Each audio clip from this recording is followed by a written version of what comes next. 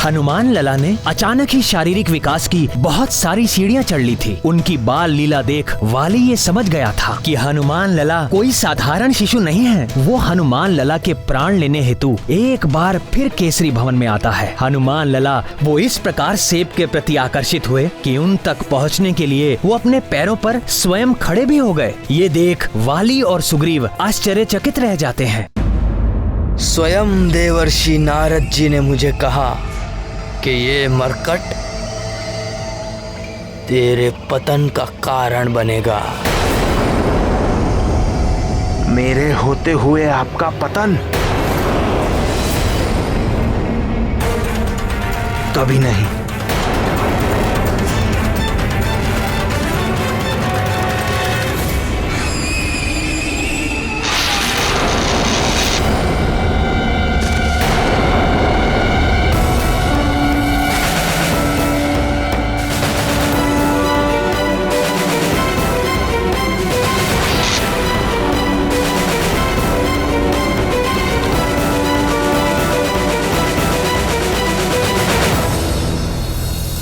वाली जितना दुष्ट और धूर्त है, सुग्रीव उतना ही निश्चल और सरल।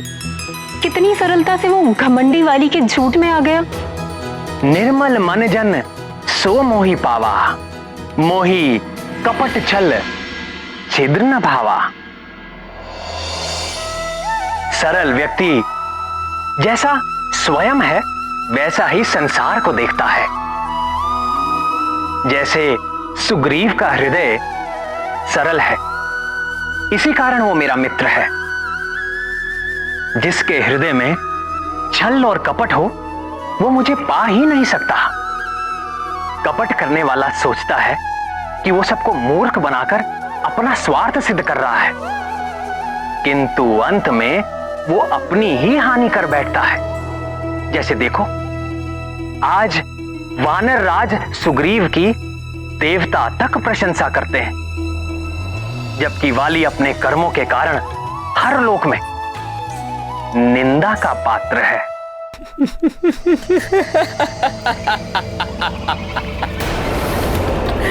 भैया मैं गिर गया और आप हंस रहे हैं? क्योंकि मैं भी तुमसे पूर्व इसी तरह गिर चुका हूं, ठीक वहीं से।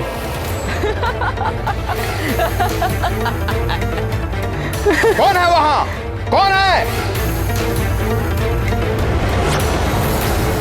कहां गए? ये सब तो यहां से आ रहे थे, कहां गए?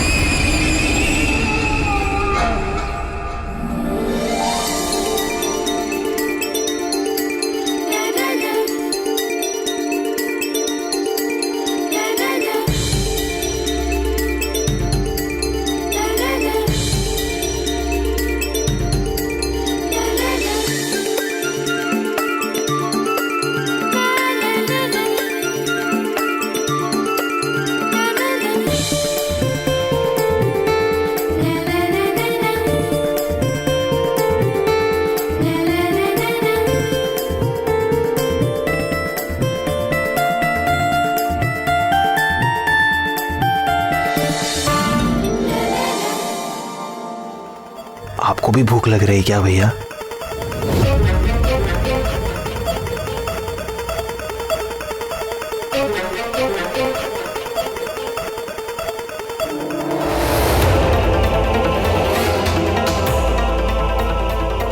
आपने मेरे प्रश्न का उत्तर नहीं दिया भैया। कहाँ ढूंढूं? भैया हमने प्रायः पूरा राजभवन ढूंढ लिया, किंतु वो शांत और सुंदर शिशु अब तक नहीं दिखाई दिया। शांत सुंदर? मरकट बोलो, मरकट शत्रु है वो हमारा। मुझे क्षमा करे भैया, मैं भूल गया था। अब मैं सदा स्मरण रखूंगा। मरकट, मरकट।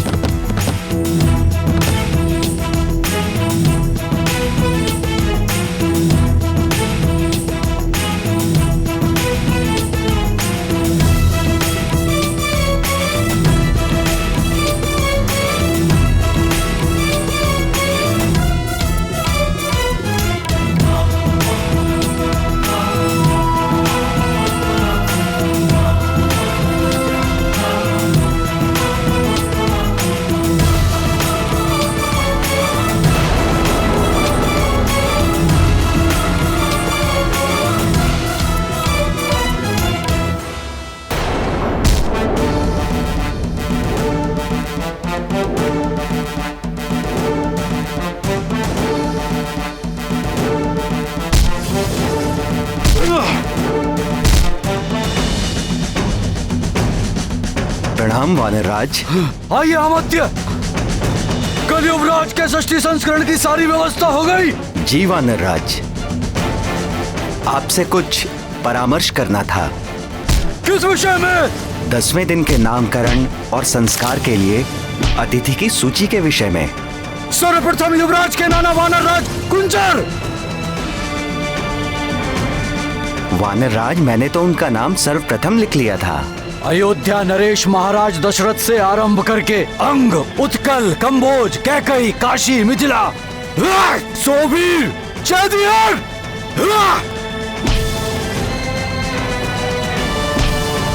सात सभी मित्र राज्यों को निमंत्रण दे। मलय, माल्यवान, मैनक और मध्यांचल के भी शासकों को निमंत्रण भेजिए।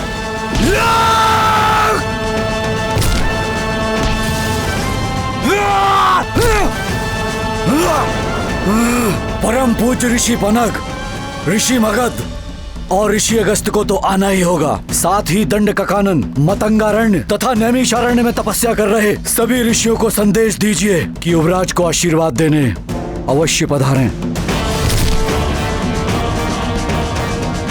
और हमारे सीमावर्ती किष्किंधा के राजा ऋक्षराज और उनके पुत्र वाली और सुग्रीव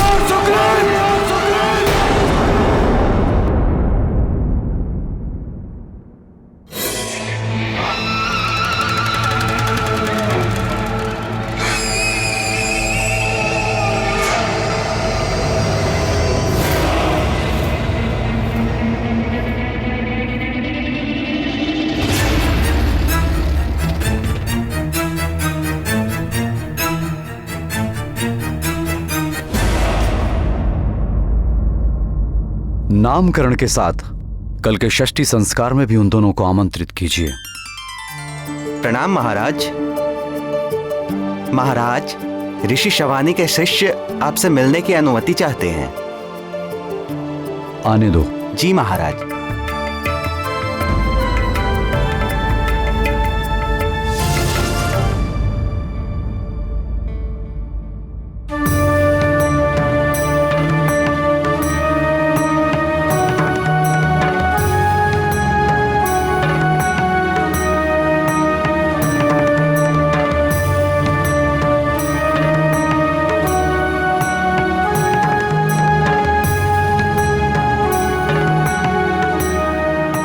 प्रणाम महाराज।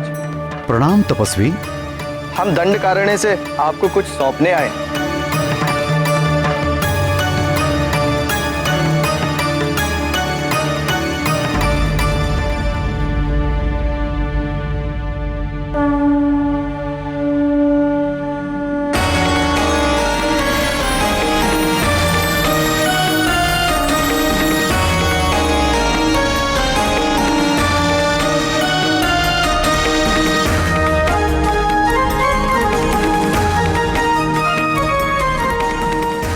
यह अष्ट धातु से निर्मित एक सिद्ध गदा है महाराज। हमारे गुरु के गुरु ने यह गदा तपस्या करके स्वयं दिव्य शक्तियों से प्राप्त की थी महाराज। किस प्रयोजन से? और एक तपस्वी का गदा से क्या कार्य? राक्षसों से संघर्ष करने के लिए हमारे गुरु के गुरु ने क्षत्रिय कुल में जन्म लिया था महाराज, किंतु कालांतर में उन्होंने हिंसा का त्याग करके अहिंसा का व्रत धारण किया था महाराज। उनके देहावसान के पश्चात यह गदा हमारे गुरु ऋषि सावर्णी की सुरक्षा में थी। सुरक्षा में? जी, वे अपने गुरु की आज्ञा अनुसार इस गदा के अधिकारी के जन्म लेने की प्रतीक्षा कर रहे थे, किंतु 2 सप्ताह पूर्व उन्होंने भी देह त्याग दी। अपने देहांत के पूर्व उन्होंने कहा था कि यदि यह गदा आश्रम में रही तो किसी राक्षसी शक्ति में पड़ जाने का संकट हो सकता है। अतः उनके आदेश पर ही हम यह सिद्ध गदा आपको सौंपने आए हैं। किंतु मुझे ही क्यों? उन्होंने कहा था कि शम्भ साधन नामक राक्षस के वध के पश्चात आप ही इस गदा के योग्य अधिकारी हैं। अच्छा, जो इसके वास्तविक अधिकारी हैं वो कौन है? मैंने भी उनसे यही प्रश्न पूछा था। तो उन्होंने क्या उत्तर दिया?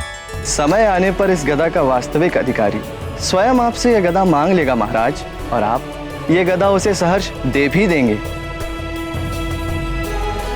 ऋषियों की बातें सदा समझ में नहीं आती, किंतु समय बीतने पर हर रहस्य खुल ही जाता है।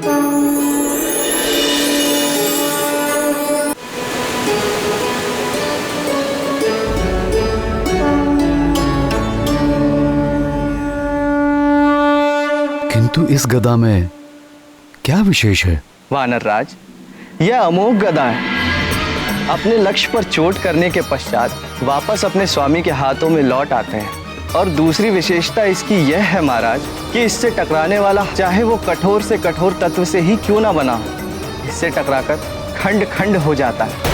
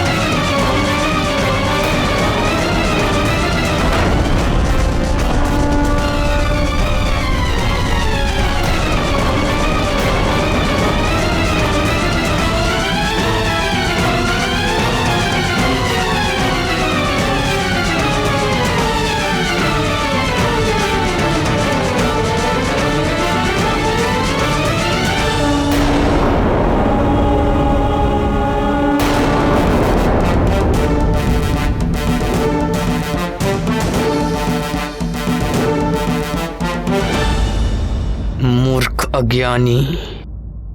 अब मैंने क्या किया भैया? मैं तो कब से यहाँ पे चुपचाप खड़ा हूँ। तुम नहीं, ये तपस्वी इतना भी नहीं जानता कि इस गदा का योग्य अधिकारी कौन है। कौन है भैया? कौन है? मैं महानतम। और कौन? वो तो आप हैं भैया। ये गदा तो किष्किंधा में होनी चाहिए। मेरे पास मुझ महानतम के हाथ में।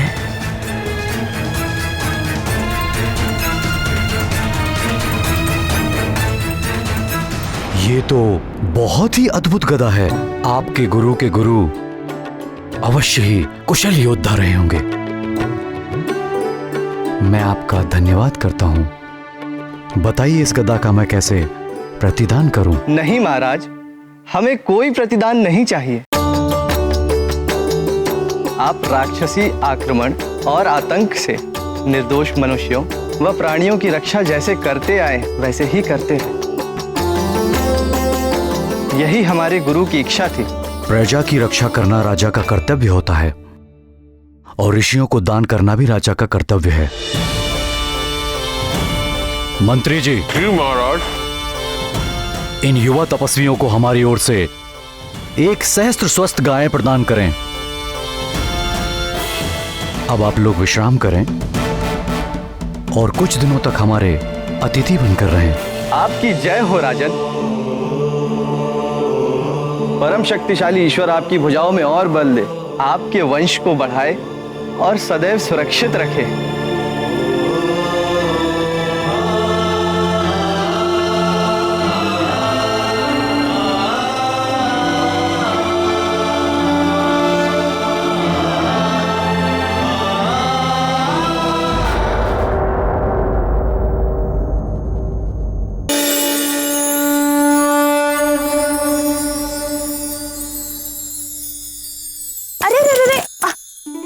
अभी नहीं बेटा, अन्नप्राशन के पश्चात। आ जाओ।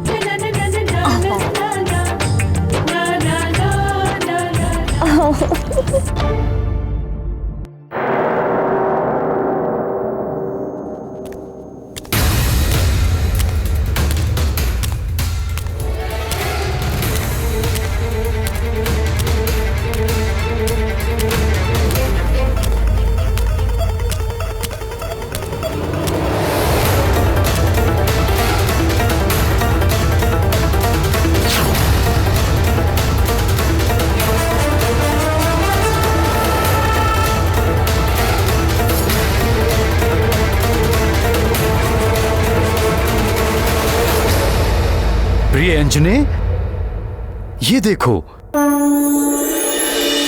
क्या पहना? मेरा नया गदा।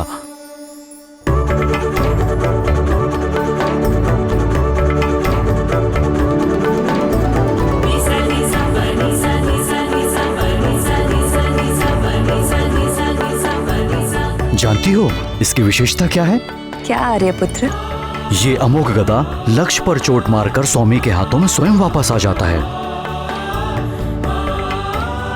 और उससे भी अधिक विशेषता है, ये कठोर से कठोर शस्त्र को एक ही टक्कर में खंड खंड कर देता है।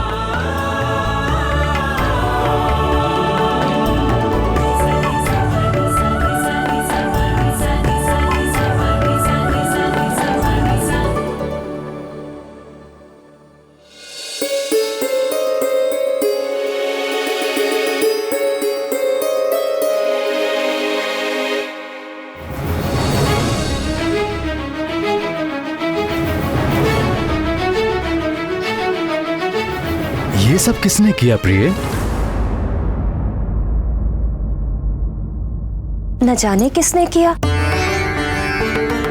मेरे कक्ष से जाने के पूर्व तो ये सब सेब वहां पेट पर पड़े हुए थे। आपके जाने के पूर्व कोई कक्ष में आया था क्या? नहीं, कोई भी नहीं। सिर्फ आपके ये पुत्र ही थे।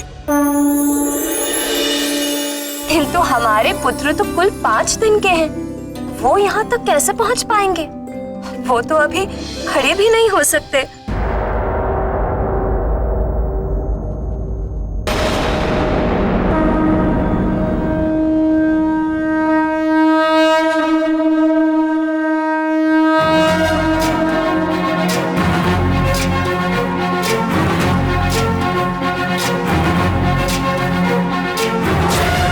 ज्ञान ज्ञान गुण सागर जय कपे सति लोक उजागर जय हनुमान ज्ञान गुण सागर जय कपे सति लोक उजागर दूत अतुलित बल धामा अंजन पुत्र पवन सुत नामा महावीर विक्रम बजरंगी कुमति निवार सुमति के संगी जय हनुमान ज्ञान गुण सागर जय कपे सति लोक उजागर जय हनुमान ज्ञान गुण सागर जय कपे सति नाथ, वरण विराज सुबेसा ये देखिए।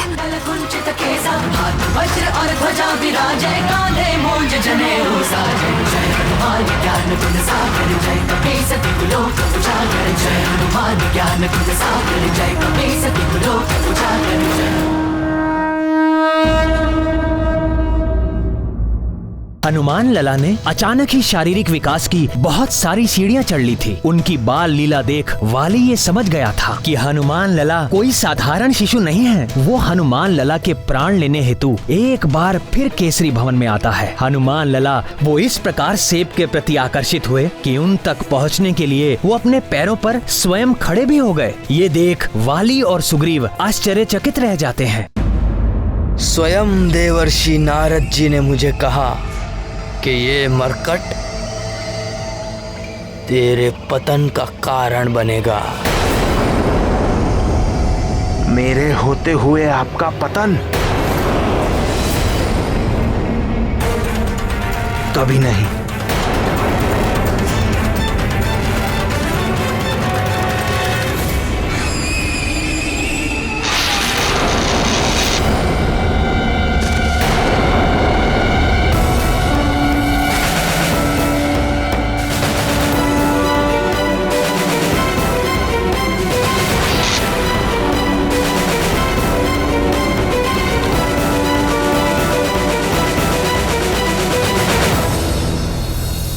वाली जितना दुष्ट और धूर्त है, सुग्रीव उतना ही निश्चल और सरल।